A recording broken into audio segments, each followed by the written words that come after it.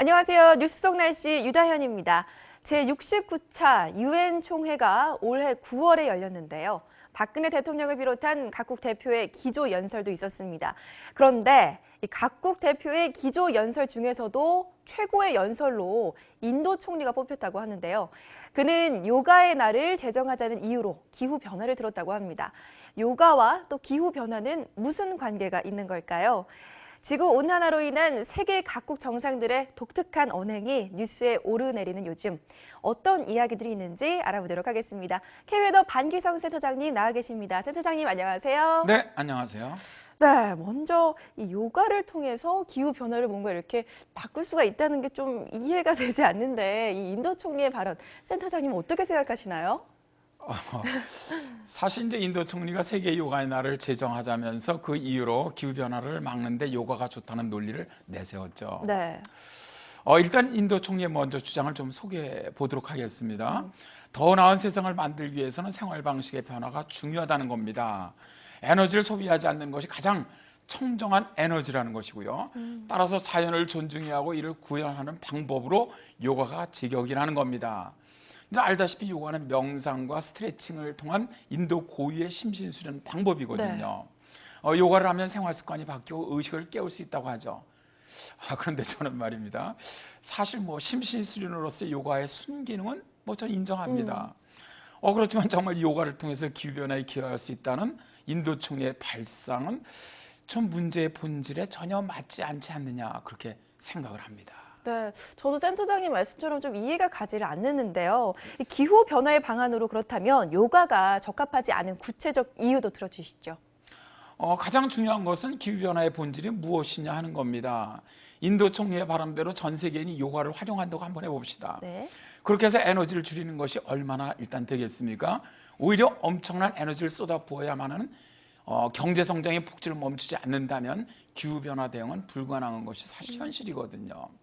기후변화를 가져오는 탄소를 많이 배출하는 순서를 보면 배출량 세계 1위는 중국이고요. 네. 10위 안에 벌써 인도가 3위거든요. 러시아가 4위, 이란이 7위, 우리나라는 8위입니다. 그러니까 인도가 세계에서 이산화탄소를 세 번째로 많이 배출하는 나라임에도 인도 총리 이번 유엔 기후변화 정상회의에도 사실 불참했어요. 일단. 네. 그러니까 인도 총리의 말로는 기후변화 문제를 진정성 있게 우려하는 것처럼 보이지만 실제적으로 온실가스 다배출국인 인도의 기후변화 대응 정책에 관해서는 한마디도 하지 않고 요거의 날만 제정하자고 하는 것은 앞뒤가 바뀌었다는 거죠. 네, 좀 억지로 끼워 맞추기라는 그런 느낌이 좀 드는데 이 기후 변화에 관한 각국 지도자들의 이렇게 독특한 행동도 다시 한번 화제가 되고 있습니다. 특히 또 몽골 총리가 개최한 국무회의가 유명하죠. 이것도 뭐 상당히 유명했죠. 2010년의 일입니다. 몽골 정부가 지구온난화에 대한 관심을 고취시키기 위해서 고비 사막에서 국무회의를 개최한 적이 있었죠. 네. 이때 사막에서 국무회의가 진행되는 장면이 뭐 CNN 등을 통해서 전 세계에 방영되는 가운데 몽골의 스바타린 바트홀드 총리는 우리의 지구를 지킵시다라는 문구가 쓰인 모자를 쓰고 회의를 진행을 했었죠. 이 국무회의가 열린 장소는 몽골 고비 사막 남쪽의 모래 계곡인 가시오니 헐러입니다. 몽골 수도에서 무려 15시간 동안 사륜구동 지프를 타고 달려와야 하는 곳인데요. 국무회의는 1시간 동안 계속되었는데 몽골 총리가 이 지역을 선택한 이유도 상당히 독특합니다. 네. 5년 전만 해도 이 계곡은 수많은 식용식물들이 자랐었다래요. 그런데 이제는 모래로 완전히 뒤덮여버린 사막이 되었답니다. 이보다 더 기후변화로 인한 사막화를 경고할 수 있는 곳은 없다는 것 때문이었다 그래요. 네, 그렇군요.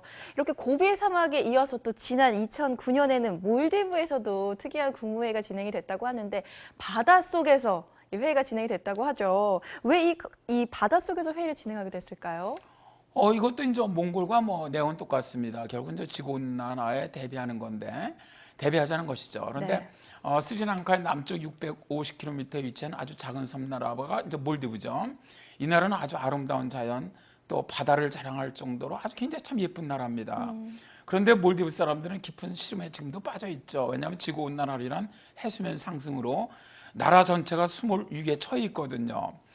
국제사회의 무분별한 탄소 배출로 생기는 현상이다 보니까 이제 몰디브 정부 나시드 대통령과 강요들은 국제사회에다가 이제 탄소 배출 억제를 위한 행동을 좀 보여주어야 하겠다고 이 행사를 진행했다래요. 그 첫 번째로 바닷속 깊은 곳에서 지구온난화에 대한 경각심을 일깨우는 국무회의를 열게 된 것이죠. 네, 사실 이 뉴욕타임즈에서도 이대로 탄소 배출이 계속된다면 뭐 몰디브뿐만이 아니라 뉴욕도 나중에는 물에 잠길 수 있다 뭐 이런 얘기도 나왔었는데 아마도 이런 심각성을 알리기 위해서 몰디브 대통령이 좀 이렇게 한 것 같습니다. 그런데 바닷속에는 아무나 또 들어갈 수 없잖아요. 아, 그렇습니다. 사실 이제 이들이 그 바다를 갖다 들어가기 위해서 스쿠버 훈련을 무려 2달 동안 받았다래요. 아이고, 그러니까 네. 상당한 준비를 한 것이죠. 그러게요.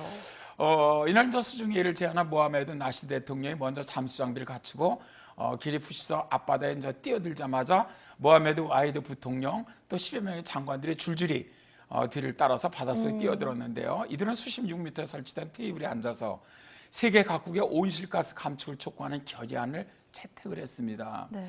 수몰 위기에 처한 몰디브 사람들의 절박감이 아주 느껴지는 전 장면이었다고 봐요. 정말 저는 그 장면을 보면서 정말 심각하구나를 느꼈거든요. 사실 뭐 이들 의도대로 온 세계 언론은 대대적으로 이걸 보도했고요. 어떻게 보면 이들은 소기의 목표를 달성했다고도 볼 수가 있습니다. 네. 사실 저 몰디브 대통령이 몰디브는 지구온난화로 인한 재앙의 최전선에 있다. 이는 몰디브의 문제가 아니라 세계 전체의 문제라고 말을 했는데요.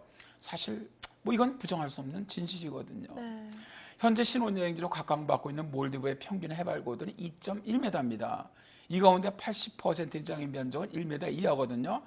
이 정도면요, 지금은 뭐 땅이 물에 안 잠긴 대로 수시로 이 물이 범람해 왔고 땅에 잠길 수 있다는 것이거든요. 굉장히 위험하죠. 또 그렇군요. 태풍이나 뭐 강력한 저기압의 영향을 받으면 전 국토가 다 물에 잠길 가능성도 굉장히 높은 상태입니다. 현재는. 네, 이렇게 전 국토가 물에 잠긴다니 정말 생각보다 심각한 상황인 것 같은데 작년에는 필리핀 대표가 폴란드에서 개막한 유엔 기후 변화 협약에서도 이 눈물로 호소를 했던 적이 있지 않습니까? 그때도 근데 이렇게 기후 변화 문제 때문이었나요? 네, 그랬습니다. 작년 11월에 정말 이례적으로 11월이죠. 네. 아주 그 태평양이 아주 강력하게 발달한 초강력 태풍이었죠. 하이엔.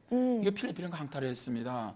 뭐 지금까지 기록된 가장 강한 풍속을 기록한 하이엔으로 인해서 필리핀은 엄청났었죠. 피해가. 이때 이제 폴란드의 기후변화 협약회의에 참석 중이었던 필리핀 대표가 태풍 피해 참상과 온난화 대책 필요성을 눈물로 호소하면서 단식을 선언했었던 사건이었죠. 사실 이제 그는 그 회의에서 이런 참극을 낳았던 지구온난화의 주범 온실가스를 줄이려는 강대국들의 노력이 부족하다. 그래서 막 질타를 했죠. 네. 당시 이제 페기레스 유엔 기후변화 협약 사무총장은 필리핀과 베트남을 강타한 극심한 기후변화의 위력을 생생히 경험한 이때 총회가 열렸다면서 국제사회의 탄소 저감 노력이 정말 시급하다고 말할 정도였습니다. 네, 그렇군요. 앞서 말씀하신 것처럼 뭐 고비 사막에서 총회가 열린다거나 또 물속에서 회의가 열린다거나 이렇게 각국의 지도자들이 직접 나서서 국제사회 탄소 저감을 외치는 뭐 퍼포먼스나 행사 이렇게 열리고 있는데 그만큼 그게 그 나라들에게는 이렇게 기후변화가 직접적으로 영향을 주고 있지 않은가 싶습니다. 하지만 이 우리나라는 강 건너 불 쳐다보는 것처럼 보지 않아야 될 거라는 또 생각도 드네요. 그 문제가 또 저희 문제잖아요. 네. 네, 그렇습니다. 오늘 말씀 고맙습니다, 센터장님. 네, 감사합니다. 기후변화 문제는 몰디브나 몽골 또 필리핀의 문제만이 아닙니다.